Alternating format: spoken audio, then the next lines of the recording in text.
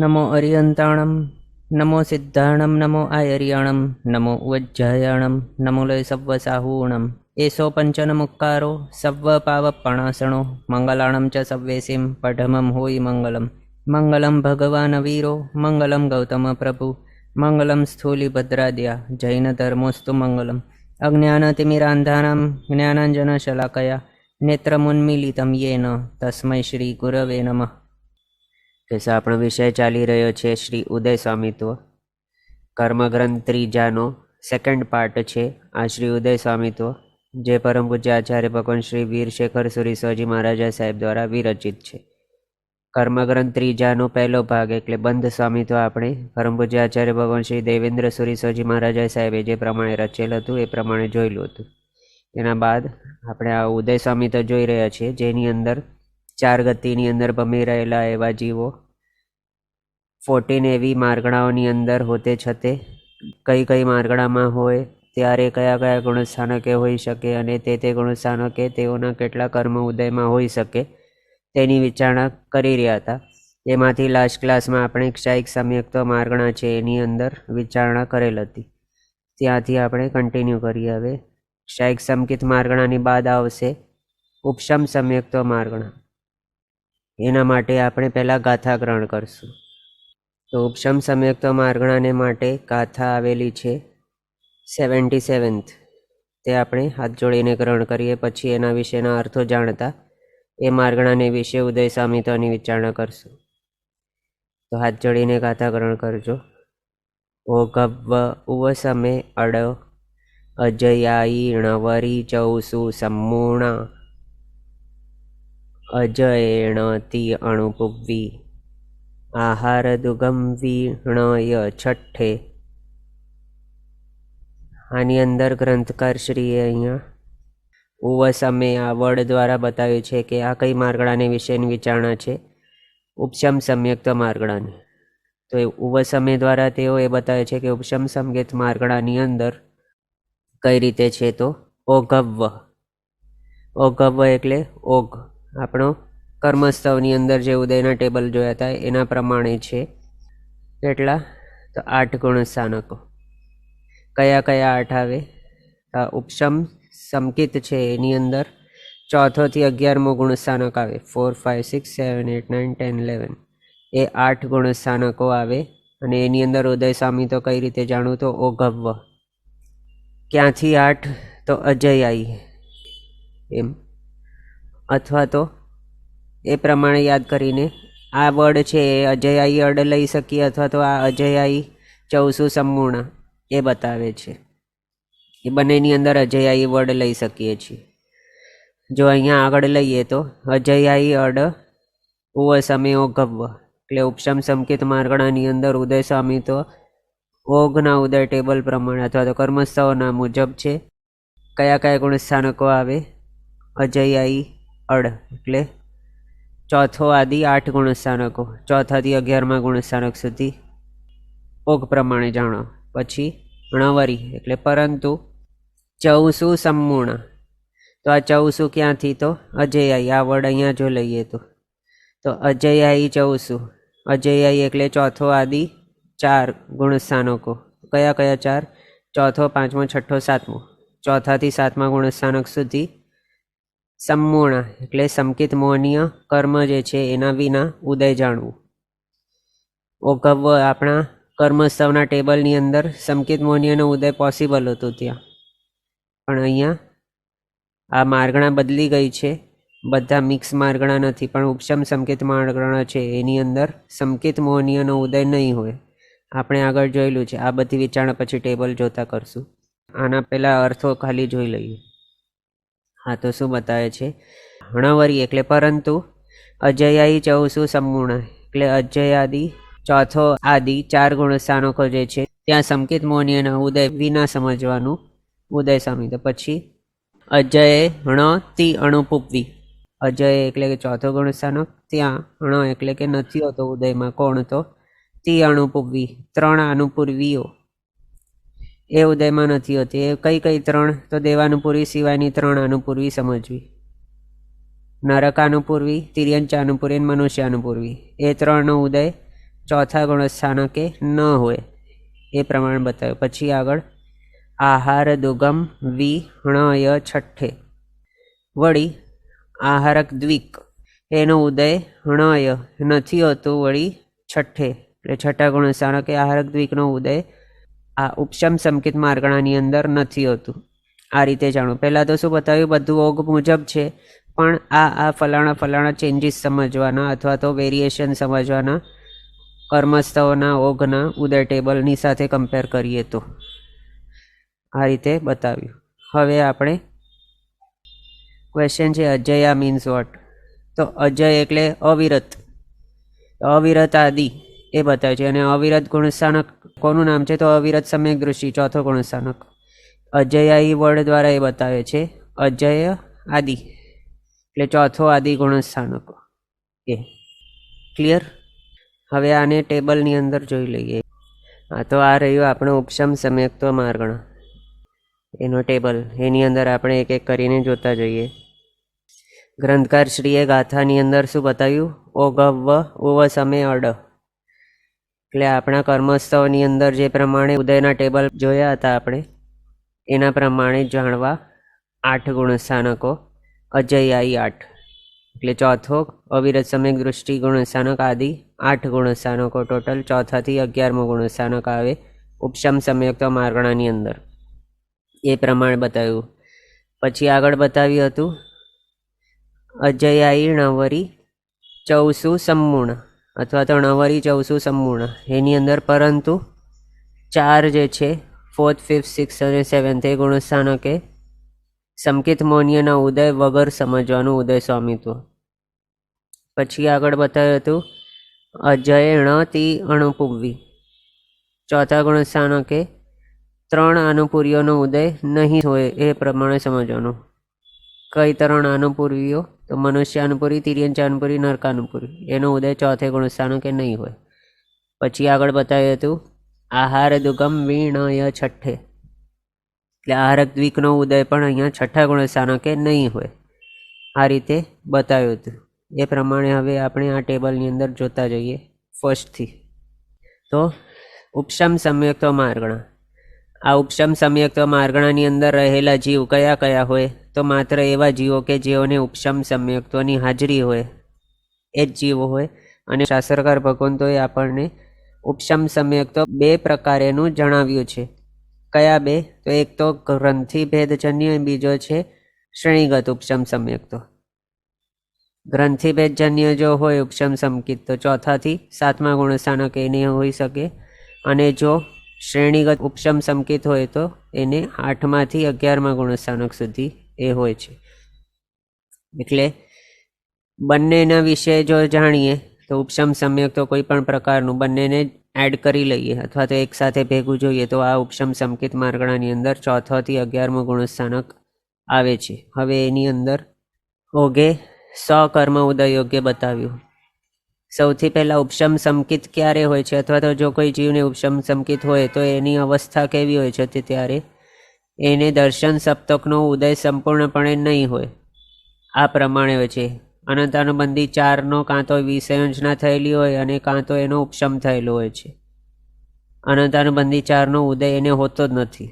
પછી દર્શન ત્રિક જે છે એટલે દર્શન મૌન્ય કર્મ 3, સંકિત મૌન્ય, મિશ્ર મૌન્ય, મિથ્યાત્વ મૌન્ય, એનો એ ઉદય એને નહીં હોય કમ્પ્લીટલી. તો આ રીતે ઉપશમ સંકિત વર્ડ આવે તો ત્યારે ડિરેક્ટલી એ જ સમજવાનું કે દર્શન સપ્તકનો ઉદય સંપૂર્ણપણે નથી એમ. તો એનો ઉદય ઓગમાંથી કાઢી મૂક્યો 7 કર્મોનો. પછી ઉપશમ સંકિત કોને હોઈ શકે? તો માત્ર એવા જીવો કે જે સંજ્ઞી છે એવા જ જીવોને હોઈ શકે. તો એ જો સંજ્ઞી હશે તો ઓગમાંથી એવા કર્મોને કાઢવા પડશે કે જે અસંજ્ઞી જીવોને જ માત્ર ઉદયમાં હોય છે એવા. તો એવા કોણ કોણ છે અસંજ્ઞી જીવો? તો એકેન્દ્રિય બધા અસંજ્ઞી હોય, 2 ઇન્દ્રિય બધા અસંજ્ઞી, 3 ઇન્દ્રિય બધા અસંજ્ઞી, 4 ઇન્દ્રિય બધા અસંજ્ઞી, અને પંચેન્દ્રિયમાંથી થોડા કંઈક એવા જીવો હોય છે જે અસંજ્ઞી હોય છે. એમાંથી ડિરેક્ટલી એમ મેકઆઉટ કરી શકાય એકેન્દ્રિયથી 4 ઇન્દ્રિય જીવો બધા કમ્પ્લીટલી અસંજ્ઞી જ હોય છે. તો એવા જીવોને જે હોય માત્ર ઉદયમાં એવા બધા કર્મ અહીંયા ઓગમાંથી કાઢી મૂકવાના. તો એ કયા છે? એકેન્દ્ર જાતિ નામ કર્મ, બેન્દ્ર તૈન્દ્ર ચૌરીન્દ્ર જાતિ નામ કર્મ એ કાઢી મૂક્યા. પછી માત્ર સ્થાવરોને જે ઉદયમાં હોય, એટલે એકેન્દ્રિયોને જે ઉદયમાં હોય એવા સ્થાવર, સૂક્ષ્મ અને સાધારણ અને આતપ, આટલા જે કર્મ છે એ અહીંયા ઉદયમાંથી કાઢી મૂક્યા, ઓગમાંથી. પછી અપર્યાપ્ત નામ કર્મ એ પણ કાઢી મૂક્યો.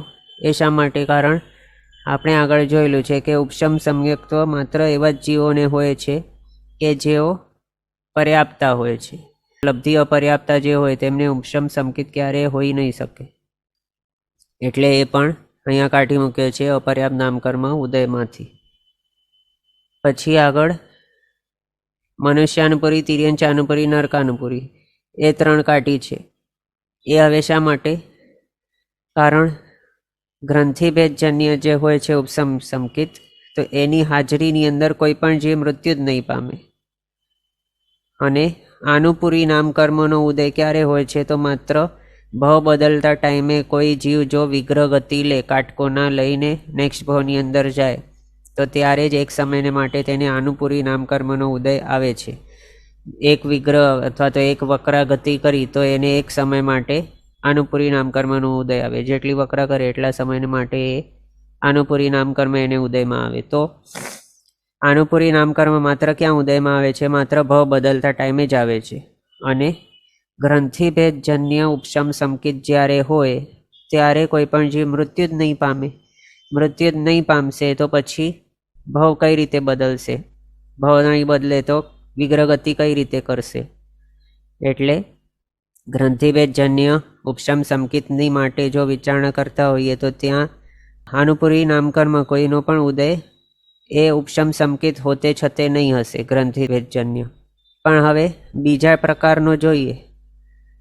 ઉપશમ શ્રેણીની અંદર જે રહેલું હોય છે એવો શ્રેણીગત ઉપશમ સમ્યક્તો, એના માટે જો વિચારણા કરીએ તો ત્યાં કોઈક જીવ ઉપશમ શ્રેણીની અંદર હોય ત્યારે એનો ભવક્ષય, તેનો મૃત્યુ થઈ શકે છે. ભવક્ષય એટલે એનું આયુષ્ય પૂર્ણ થઈ શકે છે. ત્યાં એ જો એનું આયુષ્ય ત્યાં પૂરું થાય એવું જો જીવ હોય તો એનો પ્રિવિયસલી જ દેવાયુ બાંધેલું હોય અને એ કમ્પલસરી ત્યાંથી મૃત્યુ પામીને ક્યાં જશે? તો દેવની અંદર જ જાય. પણ બીજા કોઈ ગતિની અંદર નથી જતો. જે ઉપશમ શ્રેણીની અંદર મૃત્યુ પામતો એવો જીવ કમ્પલસરી વૈમાનિક દેવમાં જ ઉત્પન્ન થાય છે. ભવનપતિ વ્યંતર જ્યોતિષ્કમાં નહીં જાય, માત્ર વૈમાનિકમાં જ ઉત્પન્ન થાય છે. એ જાણ્યું આપણે દેવની અંદર જ જાય છે. તો એ અહીંયા મૃત્યુ પામ્યો અને તેની પાસે હતું શ્રેણીગત ઉપશમ સંકિત. મૃત્યુ પામ્યો ત્યારે ભાવને બદલતો હોય છે. અહીંયાથી મૃત્યુ પામીને સમજો એ આ રીતે ગયો, વૈમાનિકની અંદર અહીંયા કંઈક ઠેકાણે એને ઉત્પન્ન થવાનું છે. તો એણે એક વક્રા અહીંયા કરી, મૃત્યુ પામીને ભાવ બદલતા ટાઈમે વિગ્રહ ગતિ એક કરી, તો એની અંદર એને દેવાનુપુરીનો ઉદય એક સમયને માટે આવી જશે. અને એ છે હજી સુધી કેવો? તો ઉપશમ સમ્યક્ત્વ એની પાસે રહેલું છે એવો જ છે, શ્રેણીગત ઉપશમ સંકિત. તો ત્યારે આવા સિચ્યુએશનની અંદર એને ઉપશમ સંકિતની હાજરીની અંદર દેવાનુપુરીનો ઉદય આવી ગયો. એના હિસાબે અહીંયા દેવાનુપુરીનો ઉદય પોસિબલ રાખ્યું છે ચોથા ગુણસ્થાનકે. પણ બાકી મનુષ્ય, તિર્યંચને નરકાનુપુરી, આ 3 અનુપુરીઓનો ઉદય નહીં હોય. એ આપણે જોયું. હવે એ પણ રિપીટ કરી લઉં કઈ રીતે નહીં હોય. પહેલાં તો ગ્રંથિભેદજન્ય હોય છે ઉપશમ સંકિત, અને બીજો છે શ્રેણીગત ઉપશમ સંકિત. એમાંથી ગ્રંથિભેદજન્યની અંદર તો કોઈ પણ મૃત્યુ પામતા જ નથી કોઈ પણ જીવ, એટલે એનો ઓપ્શન છે જ નહીં અહીંયા. માત્ર મૃત્યુ પોસિબલ ક્યાં છે? તો શ્રેણીગત ઉપશમ સંકિતની અંદર, એની હાજરીની અંદર. ત્યાં હવે જો કોઈ જીવ મૃત્યુ પામે તો તે નિયમમાં વૈમાનિક દેવલોકની અંદર જવાનો હોય એવો જ મૃત્યુ પામતો હોય, અથવા તો તે મૃત્યુ પામે તો માત્ર વૈમાનિકની અંદર જ તે જાય છે, નેક્સ્ટ ભાવમાં ત્યાં જ ઉત્પન્ન થાય છે. પણ મનુષ્ય નહીં બને, તિર્યંચ નહીં બને, નરકની અંદર એ નહીં જાય. અને તે જ્યાં નેક્સ્ટ ભાવની અંદર જતો હોય તે ભાવ રિલેટેડ જ આનુપુરીનો ઉદય એને આવે છે ભાવ બદલતા ટાઈમે. મનુષ્ય, તિર્યંચ અને નરકની અંદર જવાનો નથી, તો તે અનુપુરીનો ઉદય તેને એ ઉપશમ સંકિત હોતે છતે નહીં આવશે. અને માત્ર એક પોસિબિલિટી કઈ છે તો માત્ર દેવાનુપુરીની જ ઉદયની પોસિબિલિટી છે. એના હિસાબે અહીંયા ઓઘમાંથી મનુષ્યાનુપુરી, તિર્યંચાનુપુરી અને નરકાનુપુરી આ ત્રણે કાઢી મૂકી છે. ઉદય યોગ્ય એ નથી એમ. પછી આગળ આહારક દ્વિક એનો ઉદય અહીંયા નહીં હોય. એ હવે શા માટે આપણને થશે છઠ્ઠો ગુણસ્થાનક તો છે, ત્યાં ઉદય પોસિબલ છે. તો બરાબર છે, ત્યાં ઉદય પોસિબલ છે, પણ ઉપશમ સંકિત હોતે છતે એનો ઉદય નહીં હોઈ શકે. કારણ શું છે? કારણ કે ઉપશમ સંકિતી જીવ લબ્ધિ કોઈ પણ પ્રકારની હોય એની પાસે તો તેને ફોરવતો નથી, અને આહારક લબ્ધિ જ છે એક. તો આહારક લબ્ધિ ભલે હોય એની પાસે, પણ તેને ફોરવીને આહારક શરીર ફોર્મ નહીં કરે. તે આહારક શરીર ફોર્મ જ નહીં કરશે તો આહારક દ્વિકનો ઉદય નહીં હોય. એના હિસાબે અહીંયા ઉપશમ સંકિત માર્ગણાની અંદર આહારક દ્વિકનો ઉદય છઠ્ઠા ગુણસ્થાનકે પણ નહીં હશે, આપણે કર્મસ્થળની સાથે કમ્પેર કરીએ તો. પછી જિન્નામ કર્મનો ઉદય 13મા ગુણસ્થાનકે ને 14મે આવે, પણ અહીંયા 13મા ગુણસ્થાનકનો વિચારણા હશે જ નહીં, કારણ આ ઉપશમ સંકિત માર્ગણા છે જે માત્ર 11મા ગુણસ્થાનક સુધી જ હોઈ શકે છે. 13મો ગુણસ્થાનક આ માર્ગણાની અંદર આવતો જ નથી. એના હિસાબે અહીંયા જિન્નામનો ઉદય પણ નહીં હોય, એને યોગમાંથી કાઢી મૂકવાનું. એમ આપણે આ જોયું. હવે આની અંદર મતાંતર છે એક દેવાનુપુરીને વિશે, તે આગળ જોઈએ છીએ આપણે નેક્સ્ટ ટેબલની અંદર, પણ આ ટેબલ પહેલાં કમ્પ્લીટ જોઈ લઈએ. તો હમણાં સુધી જે આપણે જોયું એના પ્રમાણે જોઈએ તો ઓઘમાં 100 કર્મ ઉદયયોગ્ય, 122 કર્મ છે ટોટલ. એનામાંથી સંકિતમોન્ય, મિશ્રમોન્ય, મિથ્યાત્મોન્ય અને અનંત અનુબંધી 4 દર્શન સપ્તકનો ઉદય નહીં હોય. જાતિ ચતુષ્ક, સ્થાવર ચતુષ્ક એનો ઉદય નહીં હોય. પછી આતપનામ કર્મ એનો ઉદય નહીં હોય. પછી મનુષ્યાનુપુરી, તિર્યંચાનુપુરી, નરકાનુપુરી, આહારક દ્વિક અને જિન્નામ એનો ઉદય પણ નહીં હોય. આ બધાના રીઝન આપને સમજાઈ ગયું હશે અને યાદ રહી ગયા હશે. એવા ટોટલ 22 કર્મ ઉદયમાં નહીં હોય, બચી જાય છે 100 કર્મ ઉદય યોગ્ય. ઓકે, ચોથા ગુણસ્થાનકે 100 કર્મ ઉદય યોગ્ય છે. એમાં આપણે આગળ જ્યારે કર્મસ્થવની સાથે આને કમ્પેર કરીએ તો અહીંયા કેટલા હતા? ત્યાં બીજા કર્મગ્રંથની અંદર ઉદયના ટેબલમાં 104 હતા. અહીંયા છે 100 કર્મ ઉદય યોગ્ય. કઈ 4 ઘટી ગઈ છે કમ્પેરિઝન કરતાં? તો 3 આનુપૂર્વીય અને 1 સંકિતમોન્ય. એ 4 પ્રકૃતિ અહીંયા નીકળી ગઈ છે યોગમાંથી જ. ઉપશમ સંકિત માર્ગણા છે એના માટે મનુષ્યાનુપુરી, તિર્યંચાનુપુરી, નરકાનુપુરી અને સંકિતમોન્ય કર્મ એ 4 અહીંયા માઇનસ કરેલ છે કર્મસ્થવની સાથે કમ્પેર કરીએ તો. પછી આગળ દેશવીરથી 5મો ગુણસ્થાનક, ત્યાં 86 કર્મ છે ઉદયયોગ્ય. કર્મસ્થવની અંદર કેટલા હતા? તો 87 હતા. અહીંયા છે 86. ફેર કોનો પડ્યો છે? તો સંકિતમોન્યનો ફેર પડ્યો છે. એટલે ટોટલ 86 કર્મ ઉદયયોગ્ય છે. ત્યાં કર્મસ્થવની અંદર અહીંયા સંકિતમોન્યનો પણ ઉદય પોસિબલ હતો. એની અંદર બધા જ ને ભેળકો બળીને ગણેલું હતું. ત્યાં જનરલાઇઝ ટેબલ હતું, પણ આ સ્પેશિયલાઇઝ છે, માત્ર ઉપશમ સંકિત માર્ગણાનું જ છે. એના માટે અહીંયા સંકિતમોન્યનો પણ ઉદય નહીં હોય. 86 કર્મનો ઉદય પોસિબલ. બાકી આ બધું છે તે તો આપણા એના પ્રમાણે કર્મસ્થવ મુજબ છે. પછી છઠ્ઠો ગુણસ્થાનક, ત્યાં 78 કર્મ ઉદયયોગ્ય છે. કર્મસ્થવની અંદર કેટલા હતા? 81 હતા. અહીંયા છે 78. 3નો ડિફરન્સ છે. કયા 3 છે? તો એક તો સંકિતમોન્ય અને બીજા 2 છે આહારક દ્વિક. છઠ્ઠા ગુણસ્થાનકે આહારક દ્વિકને આપણે એડ કરતા હતા કર્મસ્થવમાં, એટલે અહીંયા નથી હોતું, કારણ ઉપશમ સંકિતી જીવ કોઈ પણ પ્રકારની લબ્ધિ ફોરવતો નથી, એટલે આહારક દ્વિકનો એ ઉદય અહીંયા નહીં હશે. સંકિતમોન્યનો ઉદય નહીં હશે, કારણ ઉપશમ સંકિત માર્ગણા છે.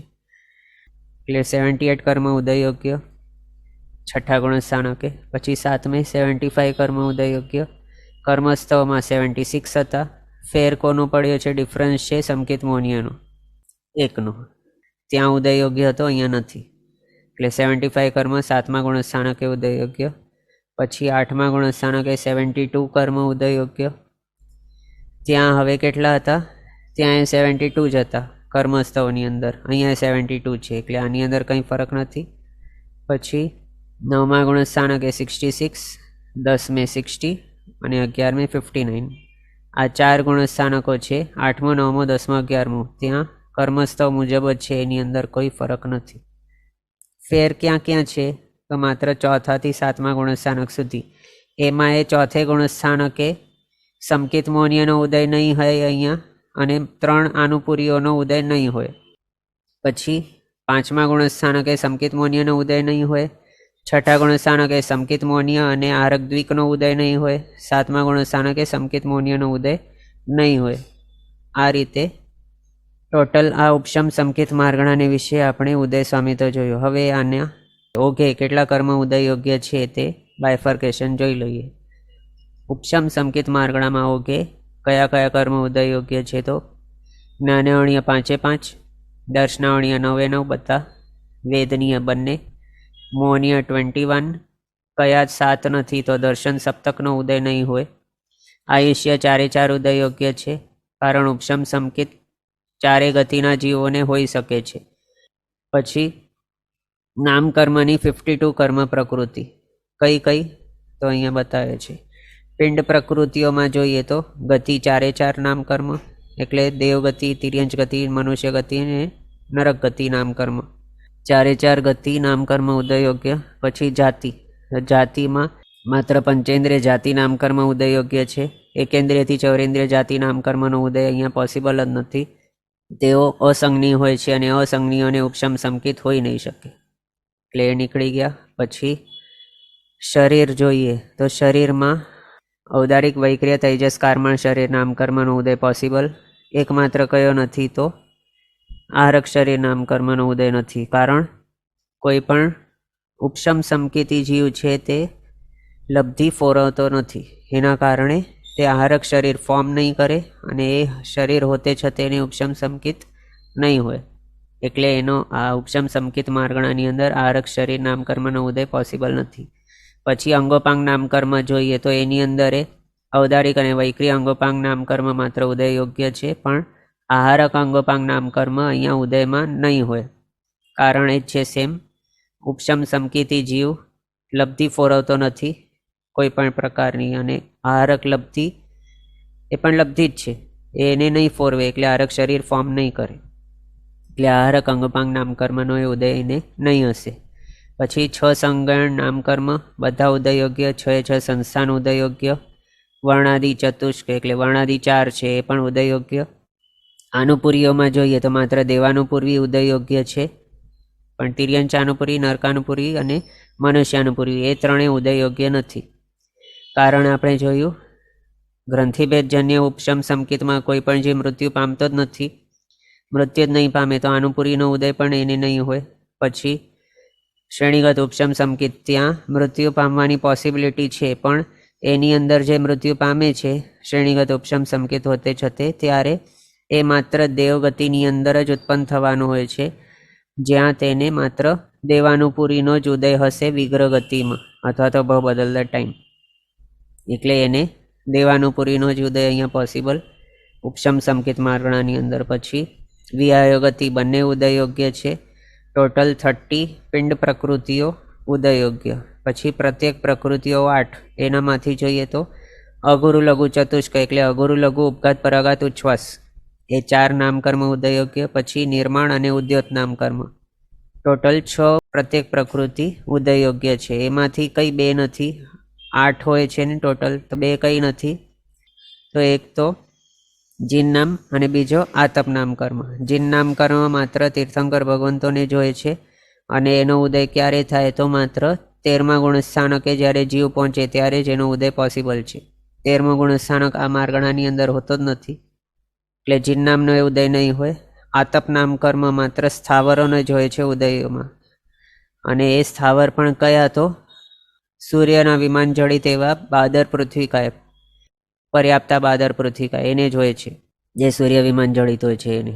પણ અહીંયા તેઓ કેવા છે, અસંજ્ઞીય છે, અને એને એ ઉપશમ સમકિત હોઈ નહીં શકે, એટલે આતપ નામકર્મનો પણ ઉદય અહીંયા હોય નહીં. પછી દશકો 2, એમાંથી 3 દશક ઉદય યોગ્ય બધા. અસ્થિર ષટક ઉદય યોગ્ય છે. કયા ઉદય યોગ્ય નથી તો સ્થાવર ચતુષ્ક, સ્થાવર, સુહમ, અપર્યાપ્ત ને સાધારણ. એ ચારનો ઉદય અહીંયા પોસિબલ નથી ઉપશમ સંકેત માર્ગણાની અંદર. કારણ સ્થાવર, સૂક્ષ્મ અને સાધારણ એ ત્રણેય એકેન્દ્રિયને જ હોય છે, તેઓને ઉપશમ સંકેત હોઈ નહીં શકે. અને અપર્યાપ્ત નામકર્મ એ માત્ર લબ્ધિ અપર્યાપ્ત જીવોને જ ઉદયમાં હોય છે, અને કોઈ પણ લબ્ધિ અપર્યાપ્ત જીવને ઉપશમ સંકેત હોઈ નહીં શકે પોસિબલ. એટલે અહીંયા ટોટલ આપણે આ રીતે જોયું 52 નામકર્મની પ્રકૃતિઓ ઉદયયોગ્ય છે. એમાંય આપણે એમ જો વિચારીએ અપર્યાપ્ત નામકર્મને વિશે, એ શા માટે ઉદયમાં નહીં હોય, તો પહેલાં તો આપણે બે પ્રકારના ઉપશમ સંકેત જોયા. એક તો ગ્રંથિભેદજન્ય, બીજો છે શ્રેણીગત. એમાં ગ્રંથિભેદજન્ય જો જોઈએ ઉપશમ સંકેત, તો ત્યાં તો કોઈ પણ જીવ મૃત્યુ પામતો જ નથી. એ મૃત્યુ જ નહીં પામે તો પછી બીજી કોઈ ગતિની અંદર જાય જ નહીં. પછી આ નેક્સ્ટ જે છે શ્રેણીગત ઉપશમ સંકેત, એની અંદર વિચારણા કરીએ તો માત્ર દેવગતિની અંદર, એ પણ વૈમાનિકની અંદર જવાનો હોય એવો જ જીવ ત્યાં મૃત્યુ પામતો હોય છે, અને એ ઉપશમ સંકેત હોતે છતે તે ભાવ બદલતો હોય છે, અને એ નેક્સ્ટ ભાવમાં દેવ તરીકે ઉત્પન્ન થશે. અને ત્યાં તે કયા નામકર્મનો ઉદયવાળો હશે, તો પર્યાપ્ત નામકર્મનો. પણ અપર્યાપ્ત નામકર્મનો ઉદય કોઈ પણ દેવ કે નારકીને હોતો જ નથી, અને આ તો દેવ બનવાનું છે, તો કોઈ પણ દેવ લબ્ધિ અપર્યાપ્ત નહીં હોય. લબ્ધિ અપર્યાપ્ત એવા જ જીવો હોય છે કે જેઓ અપર્યાપ્ત અવસ્થાની અંદર જ મૃત્યુ પામતા હોય છે એવો, પણ કોઈ પણ દેવ અપર્યાપ્ત અવસ્થાની અંદર મૃત્યુ પામતા જ નથી. એટલે એ દેવ ગતિની અંદર જશે પણ તો ત્યાં તેને અપર્યાપ્ત નામકર્મનો ઉદય હશે જ નહીં. એ થઈ ગયું. પછી બીજું આ કયું આપણે જોયું, પ્રીવિયસ ભાવમાંથી આ ભાવની અંદર આવે અને ત્યાં ઉપશમ સંકેત લઈને જાય, તે શું લઈને જાય કે નહીં લઈ જાય વગેરે એ જોયું. પછી એ ભાવની અંદર જ જીવતે છતે ઉપશમ સંકેત કોને કોને પ્રાપ્ત થઈ શકે, તો કોઈ પણ અસંગની જીવોને ઉપશમ સંકેત પ્રાપ્ત નહીં થાય અથવા તો પ્રગટ નહીં થાય એ ભાવમાં જોતે છતે. એટલે કોઈ પણ એકેન્દ્રિયથી ચૌરેન્દ્રિય હોય અથવા તો અસંગની પંચેન્દ્રિય હોય એવાઓને તે ભાવમાં જીવતે છતે તેમને ઉપશમ સંકેત પ્રગટે નહીં. એ ભાવમાં ઉપશમ સંકેત માત્ર સંઘની પર્યાપ્તા જીવોને જ હોઈ શકે છે એ ભાવની અંદર. એટલે આ રીતે આપણે જોઈ લીધું કે બધી ટાઈપની પોસિબિલિટીઓ અપર્યાપ્ત નામકર્મના ઉદયવાળી આ માર્ગણાની અંદર હોઈ જ નહીં શકે. એક તો તે મૃત્યુ પામતો જ નથી, અને જે જીવ મૃત્યુ પામે છે એ દેવગતિની અંદર જ જાય છે કે જ્યાં અપર્યાપ્ત નામકર્મનો ઉદય હોતો જ નથી એવી. એટલે અપર્યાપ્ત નામકર્મનો ઉદય અહીંયા પોસિબલ જ નથી આ માર્ગણાની અંદર. આ રીતે 52 નામકર્મ આપણે જોઈ લીધા ઉદયયોગ્ય. પછી અને હા, અહીંયા જાતિ ચતુષ્ક આદિ 15 એના વિના બતાવ્યું છે, તો એ 15 કઈ, તો આપણે આગળ જે જોયું જાતિ 4, પછી સ્થાવર 4 નામકર્મ, પછી આતપ, પછી 3 આનુપુરીઓ, આહારક અને જિન્નમ. આ ટોટલ 15 કર્મ પ્રકૃતિઓ છે. એ અહીંયા જાતિ ચતુષ્કાદિ 15 વિના બતાવ્યું છે. પછી ગોત્ર કર્મ બંને ઉદયયોગ્ય, અંતરાય કર્મ 5 ઉદયયોગ્ય. ટોટલ કરી લઈએ તો સકર્મ પ્રકૃતિ ઉદયયોગ્ય છે ઓઘે ઉપશમ સમ્યક્ત્વ માર્ગણાની અંદર. પછી હવે આપણે મતાંતરના વિશે વિચારણા કરીએ. તો ગ્રંથકાર શ્રી ભગવાન કહે છે કે કેટલાક આચાર્ય ભગવંતો એમ માને છે કે શ્રેણીગત ઉપશમ સમ્યક્ત્વ જ્યારે હોય છે તો એ ઉપશમ શ્રેણીની અંદર હોય છે, એને જ આપણે શ્રેણીગત ઉપશમ સંકેત કહેતા હોઈએ છીએ. અને એ ઉપશમ શ્રેણીમાં હોતે છતે ભવક્ષય કોઈક મનુષ્ય જો મૃત્યુ પામે તો તેને મૃત્યુ પછીના ફર્સ્ટ સમયે જ ક્ષયોપશમ સંકેત પ્રાપ્ત થઈ જાય છે. એટલે એનો ઉપશમ સંકેત ચાલ્યો જાય અને ક્ષયોપશમ સંકેત એને આવી જાય છે. ક્યારે? તો એ ઉપશમ શ્રેણીમાં છે, હજી ઉપશમ શ્રેણી માંડી રહે છે, અને ઉપશમ શ્રેણીની અંદર જ હોતે છતે એનો મૃત્યુ થઈ ગયું, એટલે આયુષ્ય પૂરું થઈ ગયું. ત્યારે મૃત્યુ પછીના પહેલા સમયે જેનો ઉપશમ સંકેત ચાલ્યો જાય અને ક્ષયોપશમ સંકેતની પ્રાપ્તિ એને થઈ જાય છે.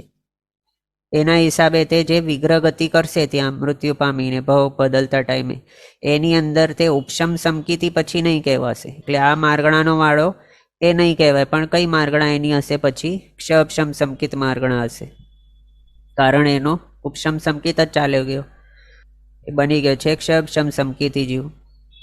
અને એ ક્ષ ઉપશમ સંકિત લઈને તે પછી ત્યાં દેવપણે ઉત્પન્ન થશે. એટલે વિગ્રહ ગતિની અંદર તેને ક્ષ ઉપશમ સંકિત હોય છે, પણ ઉપશમ સંકિત હોતો નથી. એના કારણે ઉપશમ સંકિત માર્ગણામાં દેવાનુપુરીનો ઉદય નહીં હોય, એ પ્રમાણે મતાંતર રહેલો છે. આ જે છે એના ઉપરથી તે મતાંતર જણાવેલું છે. 5મા કર્મગ્રંથની બૃહદચૂર્ણી જે છે એની અંદર આવા પ્રકારનો ઉલ્લેખ છે. એના ઉપરથી આ મતાંતરને અહીંયા બતાવ્યો છે. શું બતાવ્યો છે આની અંદર? જો ઉવસમ સંમદિઠ્ઠી ઉવસમ સેઢીએ કાલમ કરેઈ સો પઢમ સમયે ચેવ સંમત્ત પુંજમ ઉદયાવલિયાએ છોઢૂણ સંમત્ત પુગ્ગલે વેયેઈ તેણ ન ઉવસમ સંમદિઠ્ઠી અપજ્જતગો લભ્ભઈ. આ રીતે બતાવ્યું છે. અહીંયા શું બતાવ્યું? જો ઉપશમ સમ્યક દૃષ્ટિ એવો કોઈ જીવ ઉપશમ શ્રેણીની અંદર કાલ કરે, એટલે કે મૃત્યુ પામે, તો પહેલા સમયે જ સંમત્ત પુંજમ ઉદયાવલિયાએ, એટલે એનો શુદ્ધ પુંજ એટલે સંકેત મોહનીય જે છે કર્મ, એનો પુંજ ઉદયાવલિયા એટલે ઉદયમાં આવી જાય, ઉદયાવલિકાની અંદર આવી જાય છે. અને એ ઉદયમાં આવી ગયો, એનો મિનિંગ શું થયો? કે તે હવે ઉપશમ સંકિતી નહીં રહ્યો, ક્ષયક્ષમ સંકિતી થઈ ગયો. એ જ આપણે સમજીએ ને આના ઉપરથી. શું બતાવ્યું છે? સંકેત મોહનીયનો ઉદય થઈ જાય છે. એને સંકેત મોહનીયનો ઉદય હોય ત્યારે એને ઉપશમ સંકિતી નહીં કહેવાય, પણ ક્ષપશમ સંકિતી કહેવાય છે. પછી છોઢૂણ સંમત્ત પુગ્ગલે વેઈ, એટલે હવે તે સંકેત મોહનીયના પુદ્ગલોને વેદે છે. તેણ ન ઉવસમ સમદિઠ્ઠી અપજ્જતગો લભ્ભઈ, એ તે કારણથી અથવા તો તે વડે ઉપશમ સમ્યક દૃષ્ટિ અપર્યાપ્તપણે નહીં મળે, ન લભ્ભઈ, એટલે અપર્યાપ્ત અવસ્થાની અંદર ઉપશમ સમ્યક દૃષ્ટિ નહીં હોય કોઈ પણ જીવ. આ રીતે અહીંયા આ જે છે 5મા કર્મગ્રંથની બૃહદચૂર્ણી એની અંદર બતાવ્યું છે. એના દ્વારા આપણે મતાંતર જોયું, એના ઉપરથી આ ટેબલ આવું ફોર્મ થઈ જાય. ત્યાં શું બતાવ્યું? કોઈ જીવ ઉપશમ શ્રેણીની અંદર છે, ત્યાં તેનો ભવક્ષય મૃત્યુ થઈ ગયો અને હવે તે વૈમાનિક દેહોની અંદર જઈ રહ્યો છે, તો મૃત્યુ પછીના પહેલા સમયે જેનો ઉપશમ સંકિત ચાલ્યો જાય અને તે ક્ષયપશમ સંકિતી બની જાય, એટલે સંકિત મોહનીયનો ઉદય એને આવી ગયો. એના ઉપરથી બતાવ્યું કે તે ક્ષયપશમ સંકિતી છે હવે, અને એ ક્ષયપશમ સંકિતી હોતે છતે તે વિગ્રહ ગતિઓ વગેરે કરશે. એનો મિનિંગ શું થયો? વિગ્રહ ગતિ કરતા ટાઈમે અથવા તો એનો જ્યારે અનુપુરીનો ઉદય આવશે, તો એ અનુપુરી નામકર્મના ઉદયના ટાઈમે વિગ્રહ ગતિ કરતા ટાઈમે તે કયા સમ્યક્તો વાળો હશે? તો ઉપશમ સંકિત નહીં, પણ ક્ષયપશમ સંકિત વાળો હશે.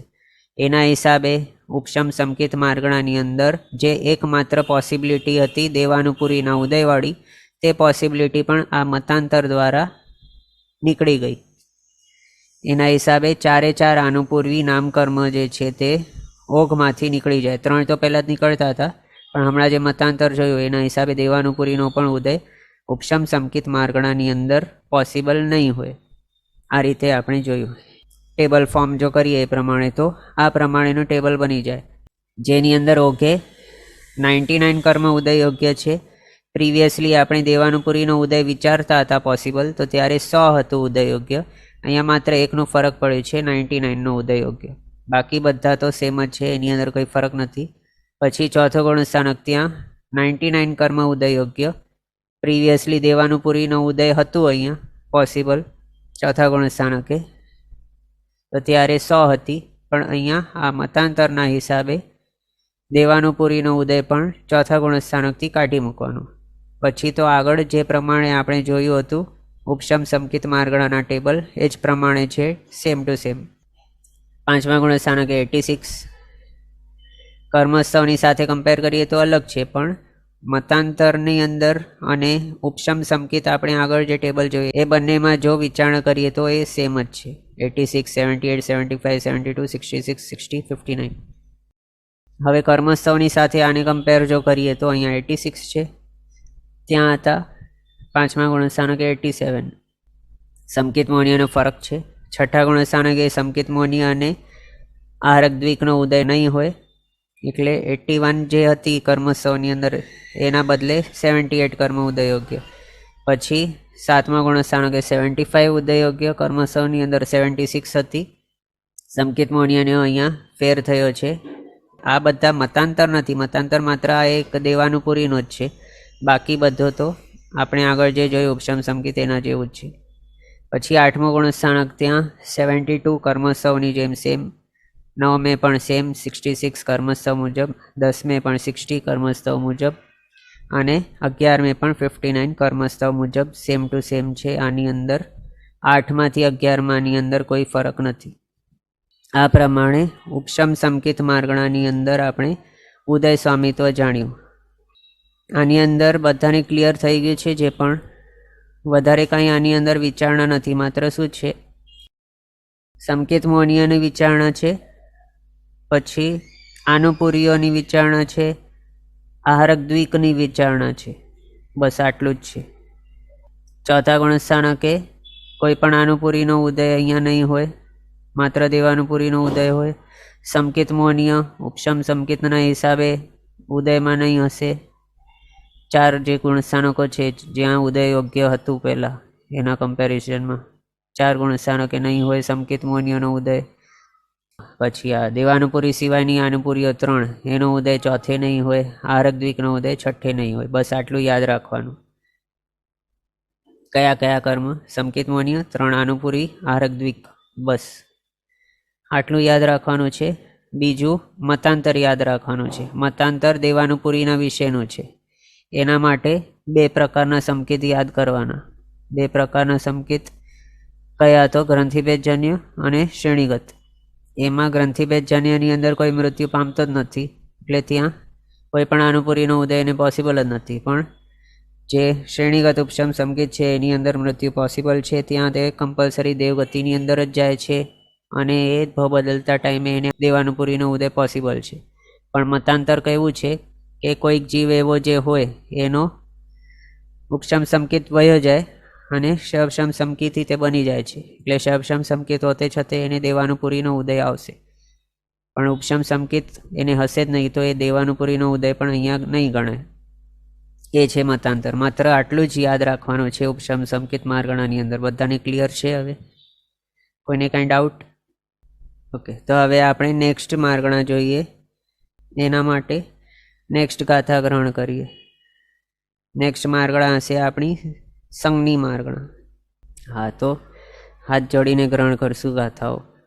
સંણિમ્મિ વીણ જીર્ણાયવ સ્થાવર સુહમ ચૌજાઈ સાહારમ તેરસસયમ ણવસયમ મિચ્છે सम्मायी चौवज्जम सासाणे 6 वीण मिच्छापज्जनिरयाणु पुव्वीहिम ओघव्व अथि 10 सुम मिस्साईसु गुणठाणेसुम. આની અંદર ગ્રંથકાર શ્રીએ આપણને સંણિમ્મિ આ વર્ડ ઉપરથી બતાવ્યું છે. સંજ્ઞી જીવો અથવા તો સંજ્ઞી માર્ગણાને વિશેનું આ છે ઉદય સ્વામિત્વ. એના માટે બતાવે છે સંણિમ્મિ વીણ જીર્ણ આયવ સ્થાવર સુહમ ચૌજાઈ સાહારમ તેરસસયમ. એટલે ઓઘે સંજ્ઞી માર્ગણાની અંદર કેટલા છે કર્મ ઉદયયોગ્ય? તો 13 સંયમ, 113. સંયમ એટલે 100 અને તેરસ એટલે 13. તો 113 કર્મ છે ઉદયયોગ્ય સંજ્ઞી માર્ગણાની અંદર. પછી બતાવે છે કયા કયાને વિના કે છોડીને ઓઘમાંથી કયાને કાઢવાના. તો જીર્ણ આયવ, જીર્ણ એટલે જીર્ણામ કર્મ, આયવ એટલે આતપનામ કર્મ, સ્થાવર સુહમ ચૌજાઈ અને સાહારમ. સ્થાવર એટલે સ્થાવર નામ કર્મ, સુહમ એટલે સૂક્ષ્મ નામ કર્મ, ચૌજાઈ એટલે જાતિ ચતુષ્ક, એકેન્દ્ર બૈન્દ્ર તૈન્દ્ર ચૌરેન્દ્ર જાતિ નામ કર્મ, અને સાહારમ એટલે સાધારણ નામ કર્મ. એ માઇનસ કર્યા તો બચી જાય છે 113 કર્મ ઉદયયોગ્ય. આ 9 કર્મ માઇનસ કર્યા, કેટલા છે? 1 2 3 4 5 6 7 8 અને 9. 9 કર્મ માઇનસ કર્યા 122 માંથી બચી ગયા 13 સસમ એટલે 113. 113 કર્મ ઉદયયોગ્ય સંજ્ઞી માર્ગણાની અંદર. ઓકે, પછી આગળ બતાવે છે ણવસયમ મિચ્છે. ણવસયમ એટલે 109 કર્મ, મિચ્છે એટલે ફર્સ્ટ ગુણસ્થાનકે, મિથ્યાત્વ ગુણસ્થાનક. ત્યાં સમમાઈ ચૌવજ્જમ એટલે સમકિત મોની આદિ 4 ને વર્જીને, વર્જીને એટલે અહીંયા ઉદય વિચ્છેદ નહીં સમજવાનું પણ અનુદયમાં રાખીને સમજવાનું. 113 એટલે 113 માંથી 4 માઇનસ કર્યા, બચી ગયા 109 કર્મ ફર્સ્ટ ગુણસ્થાનકે ઉદયયોગ્ય. પછી સાસાણે 6 સંયમ, સાસાદન ગુણસ્થાનકે 6 સંયમ એટલે 106 કર્મ ઉદયયોગ્ય. કઈ રીતે? તો વેણ મિચ્છ અપજ્જ ણીરય અણુપુવ્વિહિમ, આ પ્રમાણે આ જે વર્ડ્સ છે એની સંધિ થયેલી છે. હા, અહીંયા શું કર્યું છે? સાસણ એટલે બીજા ગુણસ્થાનકે 106 કર્મ, કયા કર્મને માઇનસ કરવાના? તો મિચ્છ એટલે મિથ્યાતમોન્ય કર્મ, પછી અપજ્જ એટલે અપર્યાપ્ત નામ કર્મ, ણીરય અણુપુવ્વિહિમ, ણીરય એટલે નરક, અણુપુવ્વી એટલે અણુપૂર્વી કર્મ, તો નરકાનુપૂર્વી.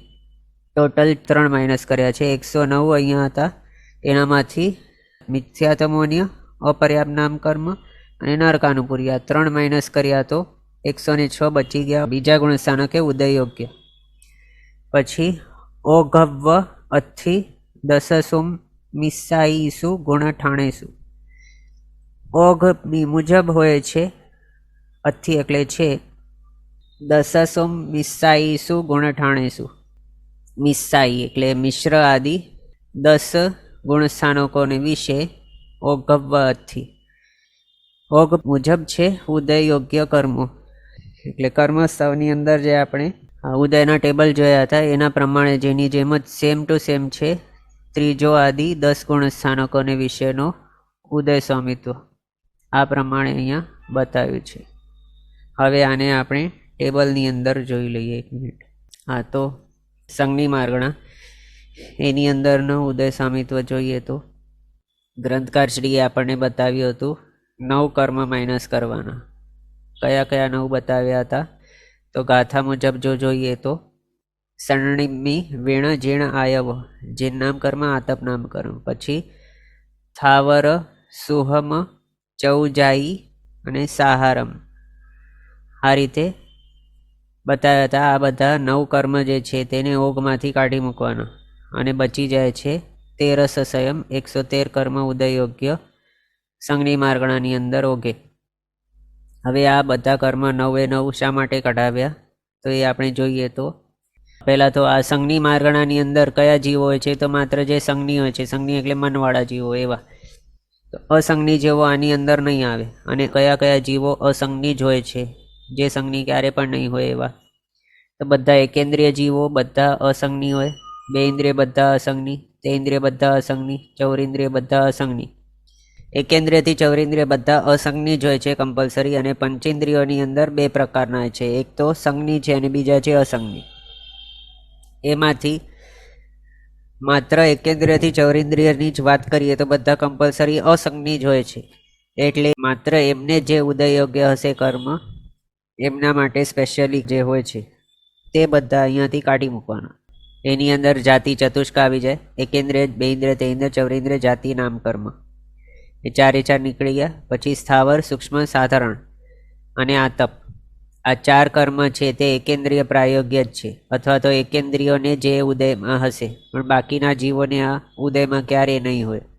સ્થાવર નામ કર્મ, સૂક્ષ્મ નામ કર્મ, સાધારણ નામ કર્મ અને આતપ નામ કર્મ, એમાં એ બધા એકેન્દ્રિયોને આ 4 ઉદયમાં હોય જ એવું જરૂરી નથી. પણ એકેન્દ્રિયોને સ્થાવર નામ કર્મ કમ્પલસરી ઉદયમાં હશે, પણ બધા જ એકેન્દ્રિયોને બાકીના સૂક્ષ્મ અને સાધારણ અને આતપ નામ કર્મ ઉદય હોય જ એવું પણ જરૂરી નથી. પણ એ જરૂરી છે કે જો આ 3 કર્મ ઉદય હોય કોઈને પણ, સૂક્ષ્મ નામ કર્મ હોય કે સાધારણ હોય કે આતપ નામ કર્મ હોય, તો એ કમ્પલસરી કેવો જીવ હોવાનો? કે એકેન્દ્રિય જ હોવાનો.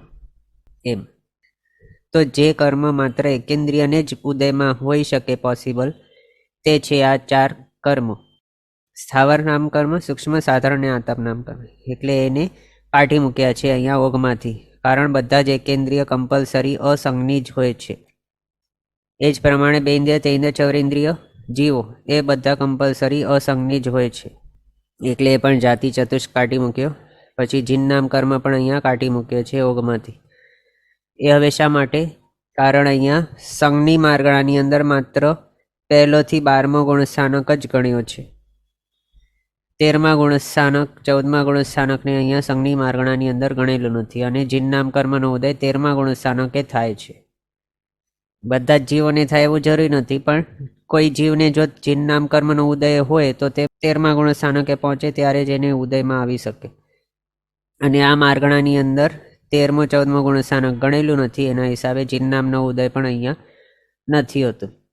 એ રીતે ટોટલ 9 કર્મ અહીંયા આપણે જોયા કઈ રીતે ઓગમાંથી શા માટે કાઢ્યા છે એને, અને 113 કર્મ ઉદય યોગ્ય રાખ્યા છે. એમાં હવે જ્યારે આપણે બંધ સ્વામિત્વ જોઈ રહ્યા હતા એની અંદર આપણે 1 થી 14મો ગુણસ્થાનક જોયેલું હતું. એ કઈ અપેક્ષાથી જોયેલું હતું? જે મન હોય છે તે માત્ર 1 થી 12મા ગુણસ્થાનકે જ ગણેલું છે, પણ કેવલી ભગવંતો જે છે તેમને દ્રવ્ય મન દ્વારા તેઓ ક્વેશ્ચનના આન્સર આપતા હોય છે. એના હિસાબે દ્રવ્ય મન ગણેલું હોવાથી ત્યાં બંધ સ્વામિત્વની અંદર આપણે 13મા 14મા ગુણસ્થાનકને પણ સંજ્ઞી માર્ગણાની અંદર ગણેલું હતું. પણ અહીંયા પ્રણામ ગુરુજી. પ્રણામ. બોલો. એક પ્રશ્ન આના લગતો થોડોક અલગ છે. આપણે શપક શ્રેણી વાળા જીવના ગુણસ્થાનક કયા હોય અને 13મે 14મે ગુણસ્થાનકે એમની શપક શ્રેણી હોય કે ન હોય એ પૂછવું હતું. શપક શ્રેણી એમ નહીં કહેવાય કે તે શ્રેણી છે. શ્રેણી તેમની માંડવાની હતી તે મંડાઈ ગઈને પૂરી થઈ ગઈ. 12મા ગુણસ્થાનક સુધી તે 12મા સુધી જ હોય ને? હા. ઓકે. 13મે 14મે ન હોય? નહીં. ઓકે. 8માંથી 12મું, એમાંથી 11th માઇનસ. ઓકે. હા. તો આ રીતે આપણે એ જોયું કે ત્યાં બંધ સ્વામિત્વની અંદર આપણે 1st થી 14th ગણેલ હતા, પણ અહીંયા ઉદય સ્વામિત્વની જે પણ રચના થયેલી છે ગાથાઓની એના હિસાબે અને રમ્ય રેણુજી બુક જે છે એની અંદર 1 થી 12મો ગુણસ્થાનક સંજ્ઞી માર્ગણાની અંદર ઉદય સ્વામિત્વની અંદર બતાવ્યું છે. એટલે આપણે અહીંયા 12મા ગુણસ્થાનક સુધી જોયું અને જીન નામનો ઉદય એના માટે આપણે માઇનસ કરેલું છે ઓઘમાંથી, જે પ્રમાણે ગ્રંથકારશ્રીએ અહીંયા બતાવ્યું છે એના મુજબ. હવે આજનો સમય અહીંયા આપણો થયો છે. આગળના પદાર્થ આપણે નેક્સ્ટ ક્લાસમાં કન્ટિન્યુ કરશું અવસરે. જીનાજ્ઞા વિરુદ્ધ કંઈ પણ બોલાય તો મિચ્છામિ દુક્કડમ. સર્વમંગલ માંગલ્યમ સર્વકલ્યાણકારણમ પ્રધાનમ સર્વધર્માણમ જૈનમ જયતિ શાસનમ. પ્રણામ. બધા શાતામાં રહેજો, જીનાજ્ઞાપૂર્વકનું જીવન જીવજો, સર્વવીરતી તરફ આગળ વધજો અને મનુષ્ય ભાવ સફળ કરજો.